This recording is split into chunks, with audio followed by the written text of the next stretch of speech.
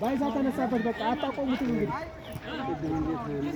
ካሁን በኋላ ባይሳን ማቀም ያቆመለት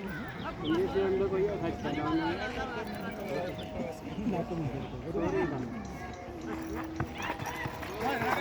ራሽ ካሁን በኋላ ማን ያቆመዋል ብለህ ነው